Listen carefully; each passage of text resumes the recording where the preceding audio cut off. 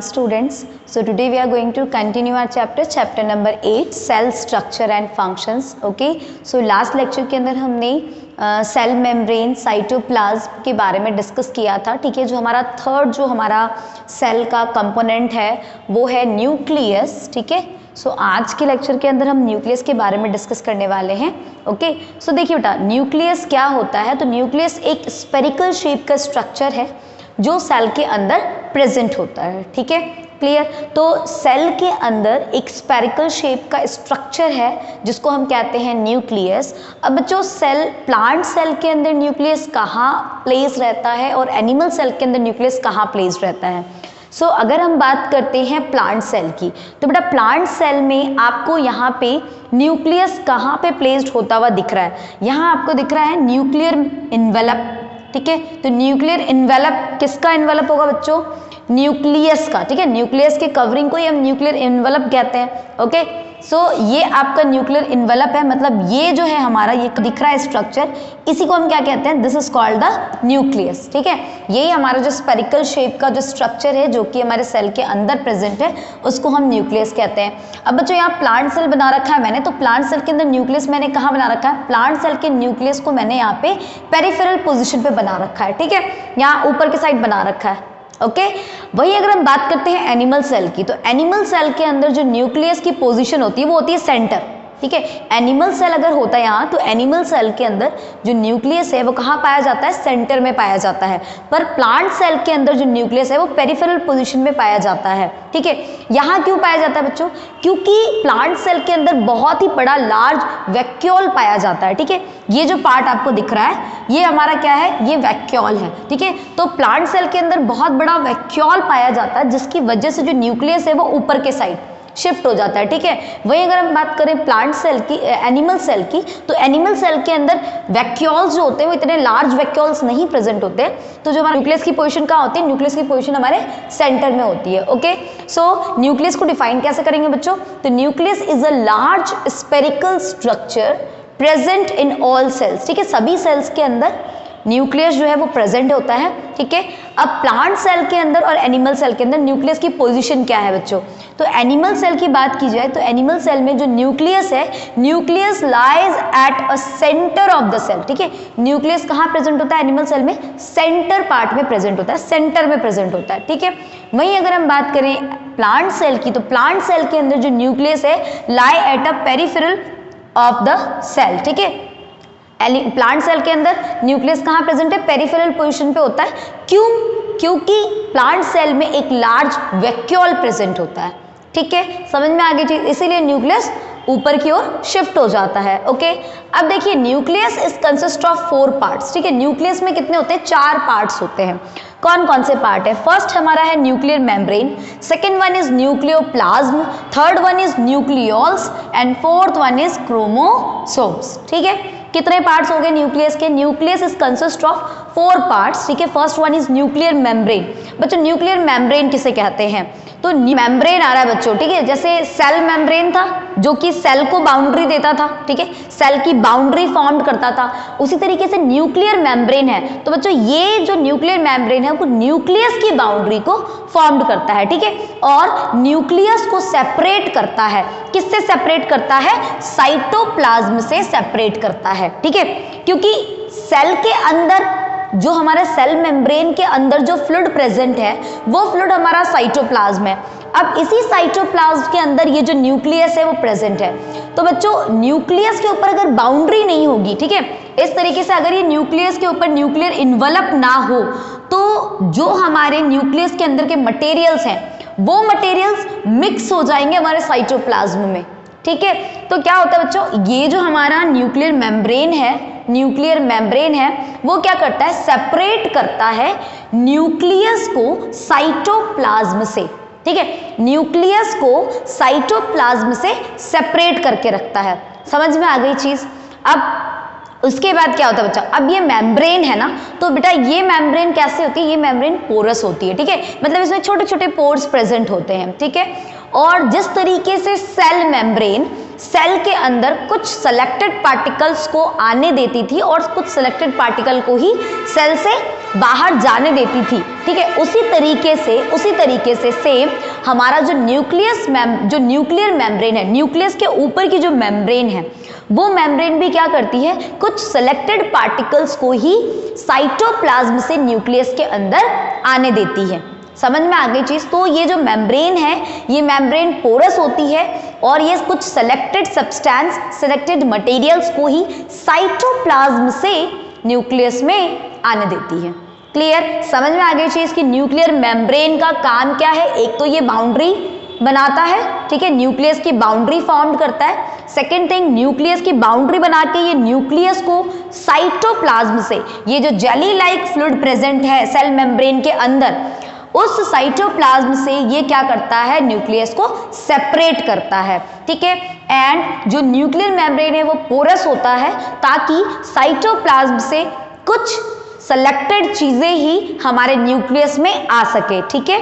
So nuclear membrane is a porous and allow the selected materials, ठीक है। Clear, समझ में आ गई चीज की न्यूक्लियर मेम्ब्रेन क्या है। ओके, सेकेंड थिंग देखिए, न्यूक्लियोप्लाज्म। न्यूक्लियोप्लाज्म किसको कहते हैं बच्चों? तो देखिए, जिस तरीके से हमारे सेल मेम्ब्रेन के अंदर जो फ्लूइड भरा हुआ है उसको हमने साइटोप्लाज्म बोला, ठीक है। उसी तरीके से ये जो न्यूक्लियस है, इस न्यूक्लियस के अंदर भी एक डेंस फ्लूइड है, जिस फ्लूइड को हम क्या कहते हैं, जिस फ्लूइड को हम बोलते हैं न्यूक्लियोप्लाज्म, ठीक है। न्यूक्लियस के अंदर जो फ्लूइड प्रेजेंट है उसको हमने न्यूक्लियोप्लाज्म कहा, और जो सेल मेम्ब्रेन के अंदर जो फ्लूइड है उसको हमने क्या कह दिया, साइटोप्लाज्म, ठीक है। तो dense fluid present in nucleus is called nucleoplasm. Cytoplasm और न्यूक्लियोप्लाज्म, इन दोनों में आपको ऐसे कंफ्यूज नहीं होना। साइटो वर्ड जहां आ रहा है तो बच्चों जो सेल मेम्ब्रेन के अंदर का जो फ्लूइड होगा वो साइटोप्लाज्म है, और जहां न्यूक्लियोप्लाज्म की बात आई तो बच्चों न्यूक्लियस के अंदर का जो फ्लूइड है, डेंस फ्लूइड, वो फ्लूइड हमारा क्या कहलाएगा, न्यूक्लियोप्लाज्म कहलाएगा। ओके, सो अब देखिए जो थर्ड हमारा पार्ट है वो क्या है, तो न्यूक्लियस का जो थर्ड पार्ट होता है वो होता है न्यूक्लियोलस, ठीक है। तो न्यूक्लियोलस किसको कहते हैं बच्चों? तो न्यूक्लियोलस क्या है, जो न्यूक्लियस है ना, न्यूक्लियस उसके अंदर एक स्पेरिकल बॉडी होती है। आप कंपेयर करते जाओ, सेल के अंदर जो स्पेरिकल बॉडी होती है, स्पेरिकल स्ट्रक्चर होता है, उसको तो हम न्यूक्लियस कहते हैं, पर जो न्यूक्लियस है उसके अंदर जो स्पेरिकल बॉडी होती है, स्पेरिकल स्ट्रक्चर होता है, उसको हम क्या कहते हैं, न्यूक्लियोलस कहते हैं। समझ में आ गई चीज, ठीक है। ये चीज बहुत अच्छे से समझना। तो ये जो न्यूक्लियस है, इस न्यूक्लियस के अंदर आपको एक स्पेरिकल बॉडी दिख रही है, ये वाली स्पेरिकल बॉडी, यही हमारी न्यूक्लियोलस है। अब इस न्यूक्लियस के अंदर क्या होता है बच्चों, ये जो न्यूक्लियस है इसके अंदर हमारे आरएनए प्रेजेंट्स होते हैं। क्या प्रेजेंट होते हैं? आरएनए, ठीक है। तो it is rich in RNA. RNA किसको कहते हैं बच्चों? तो राइबो न्यूक्लिक एसिड, ठीक है। तो इसी के अंदर जो हमारे न्यूक्लियोलस है, इसी के अंदर हमारे आरएनए जो हैं वो प्रेजेंट रहते हैं, मतलब इधर ये जो है।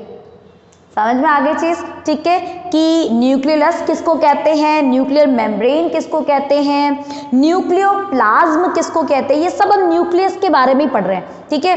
ओके, जैसे ये हमारा न्यूक्लियस है, ओके। अब न्यूक्लियस के ऊपर इस तरीके से मेम्ब्रेन बनी हुई है जिसको हमने बोल दिया न्यूक्लियर मेम्ब्रेन। अब इस न्यूक्लियस के अंदर एक फ्लूइड प्रेजेंट है, उस फ्लूइड को क्या कह दिया हमने, न्यूक्लियोप्लाज्म। और इस न्यूक्लियोप्लाज्म के अंदर, इस न्यूक्लियस में, इसके अंदर यहाँ पे एक स्पेरिकल बॉडी है जिसको अपन ने क्या कह दिया, न्यूक्लियोलस, ठीक है। ये हमारा हो जाएगा न्यूक्लियोलस, ठीक है। ये न्यूक्लियर मेम्ब्रेन, ये जो फ्लूइड है वो न्यूक्लियोप्लाज्म। समझ में आ गई चीज, ठीक है, क्लियर, ये चीज तो समझ में आ रही है। अब देखिए उसके बाद जो हमारा फोर्थ पार्ट है वो है क्रोमोसोम। फोर्थ पार्ट क्या है हमारा, क्रोमोसोम। ये जो थ्रेड लाइक स्ट्रक्चर है, fine thread like structure suspended and it is composed of DNA is known as chromatin fibre. क्या बोलते हैं इनको, क्रोमेटिन फाइबर, ओके। जो न्यूक्लियोलस के अंदर क्या होता है, आरएनए प्रेजेंट है, ठीक है। न्यूक्लियोलस के अंदर तो आरएनए प्रेजेंट है, और न्यूक्लियोलस क्या है, न्यूक्लियस के अंदर एक स्फेरिकल बॉडी है, ठीक है। अब इस स्फेरिकल बॉडी के बाहर ये जो suspended fine thread like structures नजर आ रहे हैं ना आपको, ये क्या है बच्चों, तो इसको हम कहते हैं क्रोमेटिन फाइबर। क्या कहते हैं, क्रोमेटिन फाइबर। और जब क्रोमेटिन फाइबर कंडेंस हो जाएगा तो क्या फॉर्म्ड करेगा, क्रोमोसोम को फॉर्म्ड करेगा। Okay, clear. अब ये जो हमारे क्रोमोसोम्स हैं, ठीक है, अब ये क्रोमोसोम से ही डीएनए का फॉर्मेशन होता है, ठीक है। इसीलिए बच्चों लिखा हुआ है कि जो हमारे सस्पेंडेड फाइबर्स हैं जिसको क्रोमेटिन मटेरियल कहते हैं, ये chromatin material it is composed of deoxyribonucleic acid. Okay, chromosomes में हमने रिप्रोडक्शन चैप्टर के अंदर पढ़ा है ना कि क्रोमोसोम्स में क्या होते हैं, जो जीन्स हैं वो जीन्स अरेंज रहते हैं सीक्वेंटली, है ना। तो क्रोमोसोम्स अपने साथ क्या लेकर आता है, जीन्स को लेकर आता है। और बच्चों जीन्स क्या होते हैं, तो जीन्स इज द कैरेक्टर। क्या होता है, कैरेक्टर। तो बच्चों जो भी कैरेक्टर हमारे पेरेंट्स से हमारे में आते हैं, ठीक है, कुछ कैरेक्टर्स जो हैं जो हमारे पेरेंट्स से हम में आते हैं, ठीक है, लाइक अगर हमारी मम्मी की आंखें ब्राउन हैं तो उनके जो बेटे हैं या उनकी जो बेटी है उनकी आईज भी ब्राउन होगी, ठीक है। किसी फादर के हेयर्स अगर कर्ली हैं तो उनके बच्चों के जो हेयर्स होंगे, सन या डॉटर दोनों में से किसी के भी कर्ली हो सकते हैं, ठीक है। तो ये जो मैच हो रहा है ना, कैरेक्टर जो मैच होता है पेरेंट्स से बच्चों की, तो ये किसके थ्रू होता है बच्चा, क्योंकि ये जीन्स जो है वो ट्रांसफर होती है, ठीक है। तो बच्चा यही जो जीन्स हैं जो हमारे क्रोमोसोम्स में प्रेजेंट रहते हैं, यही जीन रिस्पॉन्सिबल होते हैं किसके लिए, यही जीन कैरेक्टर को लेकर आते हैं from parents, from one generation to another generation, ठीक है। पेरेंट्स से बच्चे में जो कैरेक्टर्स, पेरेंट्स के जैसे जो कैरेक्टर बच्चे में आते हैं, चाइल्ड में आते हैं, वो कौन लेकर आते हैं, तो वो जीन्स ही लेकर आते हैं। और जीन्स कहाँ अरेंज रहते हैं बच्चों, क्रोमोसोम्स में अरेंज रहते हैं। समझ में आ गई चीज़, ठीक है। क्योंकि जो पेरेंट्स के जो डीएनए होते हैं ना, उन्हीं की कॉपी जो है वो चाइल्ड में जाती है, उन्हीं की एक कॉपी चाइल्ड में जाती है, ठीक है। जब डीएनए की कॉपी हो रही है और उसी की कॉपी जा रही है चाइल्ड में, तो बच्चों डीएनए के साथ क्रोमोसोम्स और क्रोमोसोम्स के साथ जीन भी जा रही है, तो जीन की कॉपी जो है वो ट्रांसफर होती है from one generation to another generation. और इसीलिए हमें कुछ कैरेक्टर्स जो हैं वो हमारे पेरेंट्स से मिलते हैं। समझ में आ गई चीज, तो ये कंप्लीट समझ में आया। न्यूक्लियस समझ में आया, न्यूक्लियस के कितने पार्ट होते हैं भाई, 4 पार्ट्स होते हैं, न्यूक्लियर मेम्ब्रेन है, न्यूक्लियोप्लाज्म है, न्यूक्लियोलस है और क्रोमोसोम है, ठीक है। न्यूक्लियस मेम्ब्रेन न्यूक्लियस को कवर करती है, बाउंड्री देती है, और न्यूक्लियस मेम्ब्रेन जो है वो न्यूक्लियस को साइटोप्लाज्म से सेपरेट करती है, और कुछ सेलेक्टेड पार्टिकल को ही वो साइटोप्लाज्म में से न्यूक्लियस में आने देती है, ठीक है। उसके बाद न्यूक्लियोप्लाज्म किसको कह दिया बच्चों, तो जो न्यूक्लियस के अंदर जो डेंस फ्लूइड भरा हुआ है उसको हमने न्यूक्लियोप्लाज्म कह दिया, ओके। न्यूक्लियस किसको कह दिया, तो न्यूक्लियस के अंदर एक स्फेरिकल बॉडी प्रेजेंट है जिसको हमने क्या कह दिया, न्यूक्लियोलस कह दिया। अब उस न्यूक्लियोलस के अंदर क्या प्रेजेंट होता है बच्चों, तो आरएनए प्रेजेंट होता है, ठीक है, राइबोन्यूक्लिक एसिड, ओके। उसके बाद हमने 4th पार्ट देखा क्रोमोसोम्स। अब क्रोमोसोम्स क्या होता है बच्चों, तो यहाँ आप देख रहे हैं कि स्फेरिकल बॉडी जो न्यूक्लियोलस है उसके बाहर जो आपको suspended thread like, fine thread like structure नजर आ रहा है, इसको हम क्या कहते हैं, क्रोमेटिन मटेरियल्स कहते हैं। और जब ये क्रोमेटिन मटेरियल जो है वो कंडेंस हो जाएगा तो क्या बना देगा, क्रोमोसोम्स बनाएगा, ठीक है। और इन्हीं क्रोमोसोम्स के अंदर क्या प्रेजेंट होते हैं, जीन्स प्रेजेंट होते हैं। और जीन क्या होता है बच्चों, तो जीन होता है कैरेक्टर, वो कैरेक्टर जो आपके पेरेंट्स से एक जनरेशन से दूसरी जनरेशन में ट्रांसफर होते हैं, ठीक है। क्लियर, समझ में आ गई चीज। अब इन्हीं जीन्स की कॉपी बनती है और कॉपी बनकर एक कॉपी हमारे पेरेंट्स से हमारे में आती है, ठीक है, क्लियर। तो ये पूरी कहानी किसकी हो गई, न्यूक्लियस की। देखिए न्यूक्लियस का फंक्शन क्या हो गया बच्चों, तो न्यूक्लियस का फंक्शन क्या हो गया, न्यूक्लियस का पहला फंक्शन हो गया कि it control the metabolic activity of the cell, ठीक है, मेटाबॉलिक एक्टिविटीज को कंट्रोल करेगा। एंड सेकंड वन इज, तो ये जो हमारे न्यूक्लियस है यही क्या करेगा, कैरेक्टर, जेनेटिक कैरेक्टर्स को पास भी करता है from one generation to another generation, okay, clear. अब देखिए बच्चों, अगर मान लीजिए कि सेल के अंदर न्यूक्लियस नहीं हो, ठीक है, तो क्या होगा, अगर सेल में न्यूक्लियस नहीं हो तो क्या होगा, तो बेटा सेल जो है वो एक तो अपना कंट्रोल खो देगा, ठीक है। सेल जो है इट लॉस्ट देयर कंट्रोल को खो देगा। सेकेंड थिंग, जो सेलुलर रिप्रोडक्शन होती है वो सेलुलर रिप्रोडक्शन नहीं हो पाएगी, ठीक है, क्योंकि न्यूक्लियस डिवाइड होगा तभी तो। न्यूक्लियस जब डिवाइड होता है तो उसके अंदर के जो मटेरियल हैं, जेनेटिक मटेरियल्स हैं, वो जेनेटिक मटेरियल का भी डिस्ट्रीब्यूशन होता है और तभी हमारे एक जनरेशन से दूसरे जनरेशन में कैरेक्टर जो है वो पास होते हैं, ठीक है। तो जो सेलुलर रिप्रोडक्शन है वो पॉसिबल नहीं हो पाएगा, ठीक है। और सेकेंड थिंग, न्यूक्लियस अगर ना हो, ठीक है, तो सेल जो है वो डिवाइड नहीं करेगा अपने आप को, ठीक है। सेल में जो डिविजन्स होते हैं, सेल डिवीजन नहीं हो पाएंगे और जब वो डेड सेल कहलाएगा। समझ में आ रही चीज़? मतलब डिवीजन अगर रुक जाए तो सेल क्या हो जाएगा? मर जाएगा। ओके, तो न्यूक्लियस का बहुत बड़ा रोल है हमारे सेल के अंदर, ठीक है। तो हमने सेल के जो बेसिक हमारे जो पार्ट, सेल के जो कंपोनेंट्स थे, उन कंपोनेंट्स को तो हमने देख लिया, ठीक है। हमने सेल मेम्ब्रेन के बारे में पढ़ लिया, हमने साइटोप्लाज्म के बारे में पढ़ लिया, हमने न्यूक्लियस के बारे में पढ़ लिया।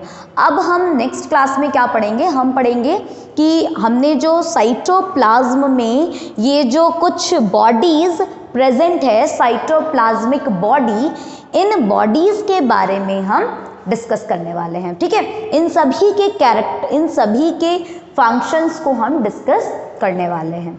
ओके, चलिए।